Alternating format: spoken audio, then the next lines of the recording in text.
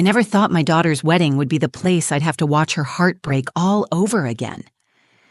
It started with a champagne glass tapping gently against a plate. Carter stood up. He smiled, that fake courtroom smile of his, the one he wore when he wanted people to think he still mattered. "I'm paying for this," he said, raising his glass, "so I'll speak." The room hushed. People turned their heads, half curious, half uneasy. Felt my stomach twist. He'd already been cold all morning, checking his watch more than he checked on his daughter. He began with pleasantries, a joke about how long the ceremony was, something light about the food. Guests laughed. My daughter, Lila, smiled politely. I could see it wasn't real. Then his voice shifted. "Lila's grown into a beautiful woman," he said. "She's smart, strong, and hopefully," he turned toward the groom, "her new husband can handle damaged goods." Laughter. Actual laughter. Small, awkward, confused, but real. Lila froze. Her hand stopped midair, holding her wine glass just below her lips. Her eyes didn't move, just locked on nothing. I felt the rage crawl up my throat. I pushed back my chair. I was ready to stand, to say something, to scream if I had to. No one, not even him, was going to humiliate my daughter like that. But before I could speak, Elias moved. He didn't say a word. He just walked slowly across the floor, steady as ever. When he reached Lila, he knelt beside her and handed her a folded letter. She looked at him, eyes wide and glassy. He didn't explain. He just said, "He doesn't deserve this moment. Read it." The room fell into silence so deep it felt like everyone forgot how to breathe. Lila always imagined her wedding day as a kind of homecoming, not to a place but to a feeling she had only known in pieces. Safety, celebration, being surrounded by people who loved her without condition. For months, she planned every detail. The soft blush flowers, the live jazz quartet, the garden archway her stepfather built by hand. It wasn't just a wedding. It was her moment to step into a future that finally felt like hers. That morning, she was radiant. Her dress flowed like it belonged in a dream. When I helped zip up the back, she looked over her shoulder in the mirror and said, "Do I look okay?" I smiled, brushing a strand of hair behind her ear. "You look like everything good in this world," I said, and I meant every word. She had been through more than most women her age. She deserved peace, laughter, and a room full of people who saw her as whole. She especially deserved a father who would protect that moment, not try to steal it. Carter hadn't been that father for a long time. When Lila was 12, he left, one of those slow exits disguised as ambition. More meetings, more hours at the firm, more nights he didn't come home. Eventually, he moved out and told her it was best this way. Then he stopped calling. No explanation, just absence. What hurt Lila most wasn't that he left. It was that when he did show up, birthdays, graduations, he treated her like a prop in some redemption story he never earned. When I met Elias, I wasn't looking for a second chance at love. I was focused on raising my daughter and trying to keep the pieces from cutting us too deep, but Elias was steady in a way I hadn't known before, kind, quiet, and deeply present. He never tried to replace Carter. He just showed up.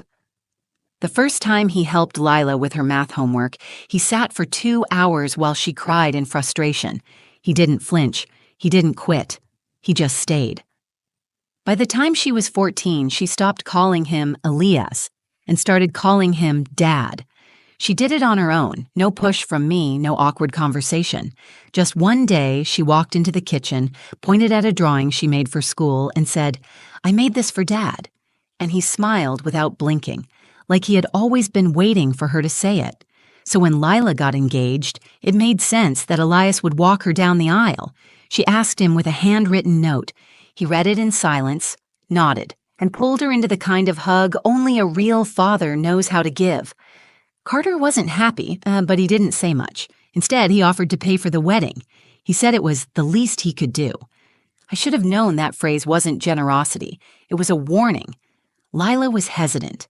I remember her asking me, "Do you think it's a trap?" And I said, "Honey, it doesn't matter who pays. What matters is who's there when it counts." She nodded, but I could see the uncertainty still flickering behind her eyes. The day of the wedding, Carter arrived late. His tie was too loose, his cologne too strong. He shook hands with people he barely remembered and smiled like he was the one giving her away. I stayed out of his way. I didn't want a scene. I just wanted the day to go smoothly for Lila. As the ceremony began, Elias stood beside her at the back of the aisle. He looked calm, but I could see the emotion in his eyes. The music started. She reached out and took his arm, and the way she looked at him, that small, grateful glance, said everything. She walked toward her future, holding on to the man who had actually walked with her through life. The ceremony went perfectly. Vows, rings, the kiss. Everyone clapped, even Carter, though he didn't look like he meant it. At the reception, Lila twirled across the dance floor with Jonah, her new husband, laughing in the kind of full-bodied way that made people fall in love with her. For a moment, I let myself believe Carter would stay quiet, that maybe, for once, he'd understand this wasn't about him. I was wrong, because when he stood up to give his toast, I saw that old glint in his eyes, the one that said he wasn't here to celebrate her. He was here to remind her who used to hold the power, and in that moment, everything began to unravel. The room was glowing. Candles flickered on every table. Lila was laughing, cheeks flushed from dancing, her hand wrapped around Jonah's as they whispered to each other between bites of cake. Her veil had been tucked away, but the pins still shimmered in her hair. She looked like she had finally stepped into her own life. Elias and I stood off to the side, watching her. We weren't the kind of parents who hovered, but we knew how much this day meant, not just for her, but for us too. We had waited years to see her safe, joyful, unburdened. I leaned into Elias and said, "We did it." He just smiled, one of those small smiles that said everything without a word. Then we heard it. The sound of a champagne flute tapping against the side of a plate. It was sharp, too sharp, the kind of sound that slices through 100 conversations at once. Carter was standing. He held his glass high and wore that crooked smile I'd seen 100 times in courtrooms and conference rooms, the kind of smile that says he's not here to share, he's here to perform. "I'm paying for this," he said, scanning the room, "so I'll speak." Lila froze. Her head turned slowly toward him. Jonah reached for her hand, sensing something had shifted. A few guests gave polite applause, assuming a father's toast would be sweet, maybe emotional. I knew better. I felt the skin on the back of my neck tighten. Carter cleared his throat. "First of all," he said, "what a beautiful evening. The food, the music, my compliments to whoever chose the open bar. Laughter, the light kind. People relaxing, waiting for the emotional part." He turned toward Lila and Jonah, eyes gleaming. "I just want to say how proud I am of my daughter. She's grown into a strong, impressive woman. She's been through a lot." He paused. "A whole lot. And hopefully her new husband can handle damaged goods." Silence.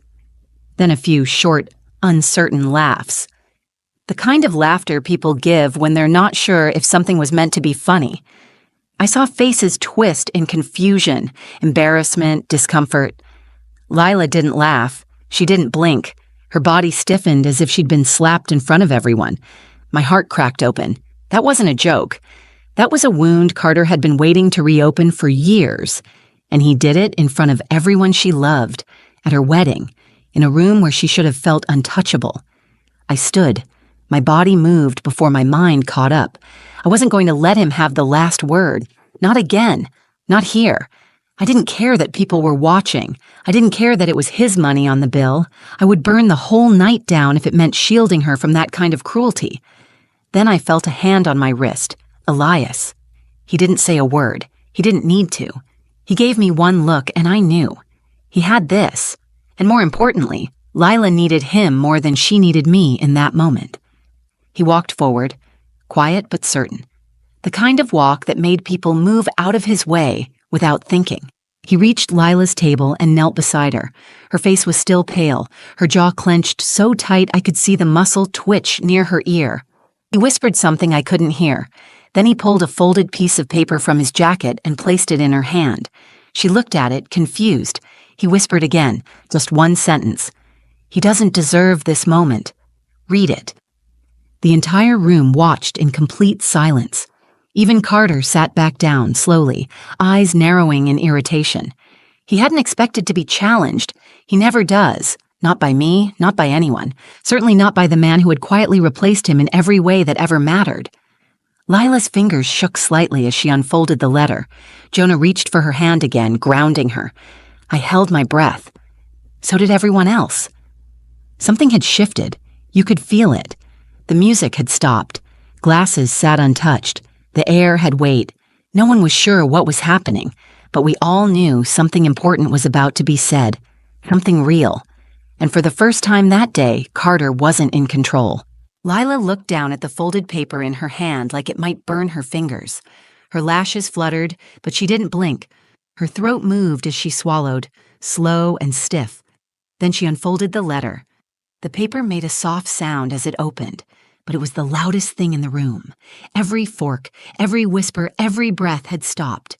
She took one last glance at Elias, still kneeling beside her, then rose from her seat. Her chair scraped gently against the floor as she stood. Her voice wasn't loud. It didn't need to be. The quiet in the room made it feel amplified, sharp and trembling all at once. She began to read. To my daughter, you are not damaged. You are healing. There is a difference, and it matters. Her voice caught for half a second, but she kept going. You were never broken. You were growing. The pain you carried was never yours to begin with. It came from silence, from absence, from promises made and then taken back without explanation. The guests leaned in. Every word landed like stone in water. Ripples moved across the faces in the crowd, bridesmaids, old neighbors, distant relatives, all watching this young woman unravel and rebuild in real time. I have watched you try to make sense of why he wasn't there. I saw you wait for calls that didn't come. I saw you smile through tears when he missed birthdays, performances, your first college visit, and I saw the way you still hoped. You always hoped. Her hands gripped the letter tighter. Aaliyah stood slowly behind her, not close enough to interrupt, but close enough to be steady if she faltered.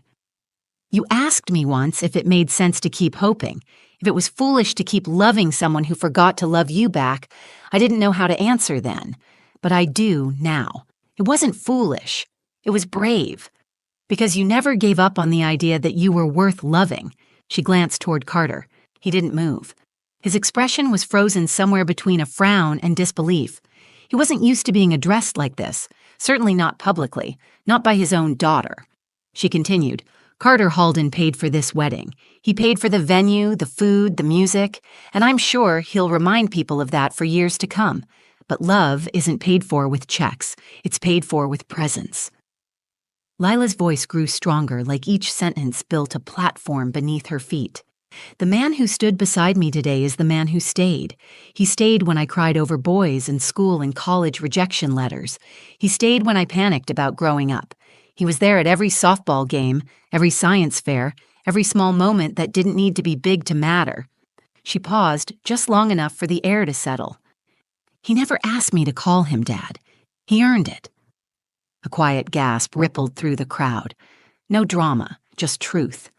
And to my husband, Jonah, she said, turning slightly, this is the family you're marrying into. Not perfect, but real. Not loud, but loyal. Jonah stood up and wrapped an arm around her waist. She let the letter fall to the table. Elias reached out and placed a hand on her back. It wasn't staged. It wasn't meant for an audience.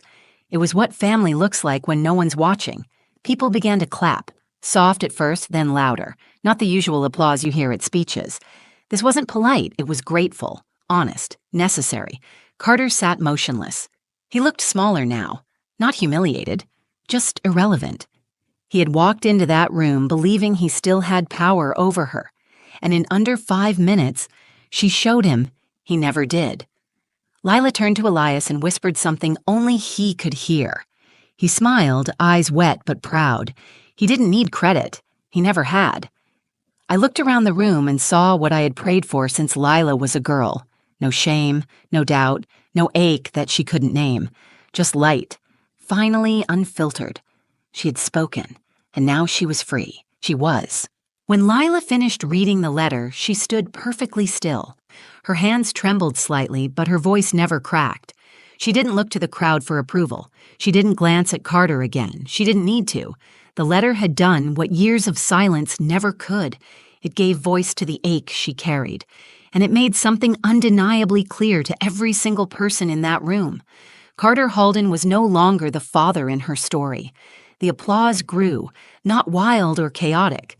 It was thoughtful, deliberate, rising like a wave. I saw faces soften, tears wiped away discreetly. A few people who had laughed during Carter's toast now looked at the floor. Some exchanged quiet glances, uncomfortable with what they had just been part of. The atmosphere had changed. This wasn't a party anymore. It was something deeper. Jonah leaned in and kissed Lila on the forehead. She smiled, but her eyes didn't leave Elias. She stepped toward him, arms open. He met her halfway. Their embrace was slow and full. Elias pulled her into his chest and held her with both arms wrapped tightly around her. He didn't speak.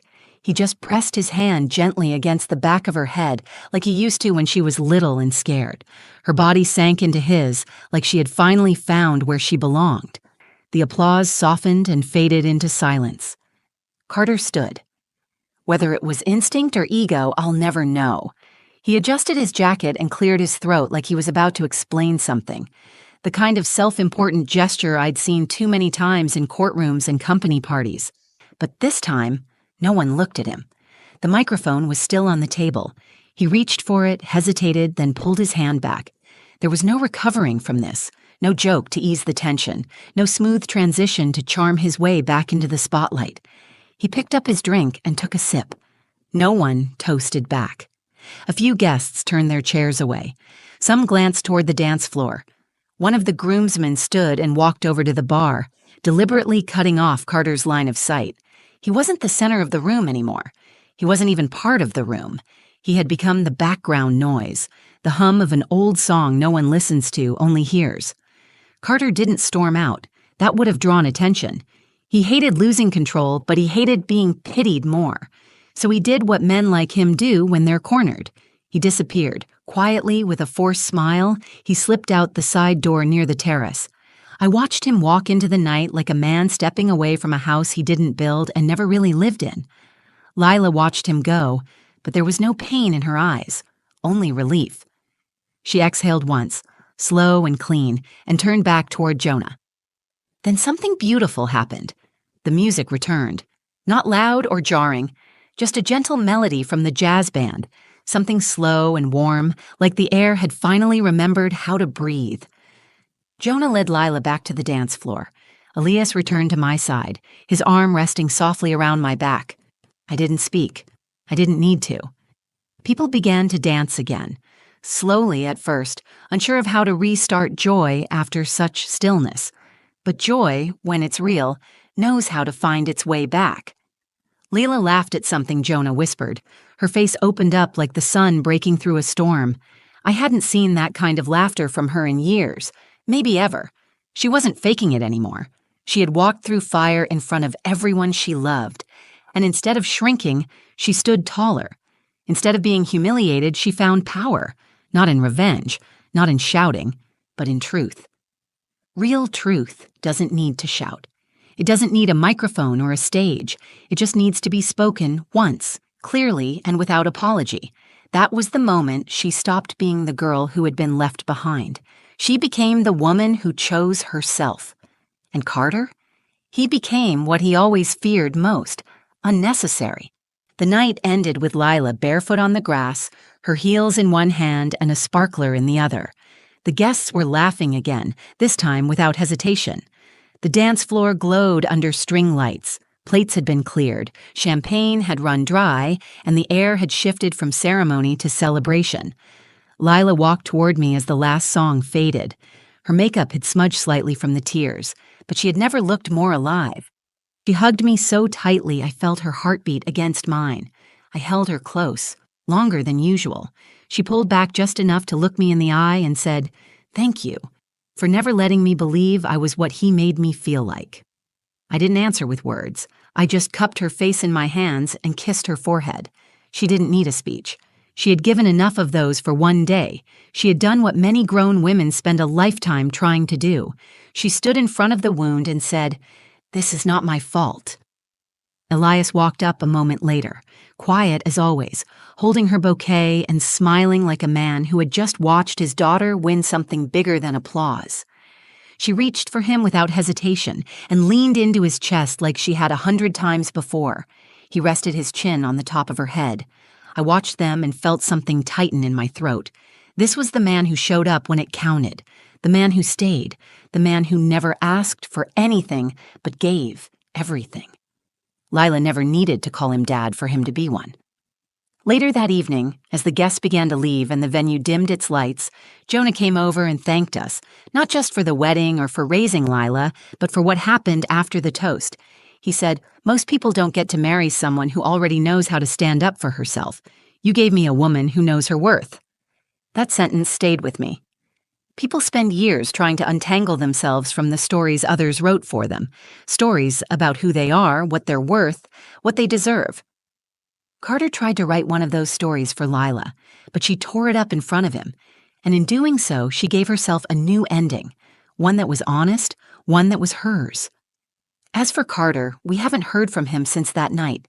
He didn't call. He didn't write. And that silence, for once, wasn't painful. It was peaceful. Not all absences are wounds. Some are gifts. In the weeks after the wedding, people kept calling, texting, writing notes. Some apologized for laughing. Others said they had never seen anything so brave. A few said they'd never be able to look at Carter the same way. I didn't respond to most of it. That moment wasn't about their guilt or their reflection. It was about Lila's freedom. She and Jonah went on their honeymoon a few days later. She called from the airport before they boarded. Her voice was calm, steady. She sounded lighter. I asked how she felt. She said, "I don't think I ever realized how much I was still carrying until I finally put it down." That's what healing sounds like. It doesn't always come in silence or solitude. Sometimes it comes in front of 100 people, in a borrowed microphone with a shaking hand and a steady heart. This wasn't just a wedding. It was a reckoning, a release, a reclaiming of identity. People say blood is thicker than water, but they forget that love is thicker than both. Elias wasn't Lila's father by blood, but he was there. Every day, in every way that mattered. And when the moment came to choose who she believed in, she chose him. That's what real love looks like. What happened at my daughter's wedding wasn't just a moment. It was a reminder. You are not defined by the people who fail you. You are not broken because someone else walked away. And you are never, ever damaged goods. You are worthy of love that shows up, love that listens, love that stays. If this story meant something to you, if it reminded you of your own journey or someone you care about, please take a moment to like the video, share it with someone who needs to hear it, and leave a comment below. I read them, and so do others who are healing too. And if you want more stories about love, resilience, and finding your voice, subscribe to the channel. We're building a community where no one has to heal alone. Thank you for watching. You matter. You always did. Ooh.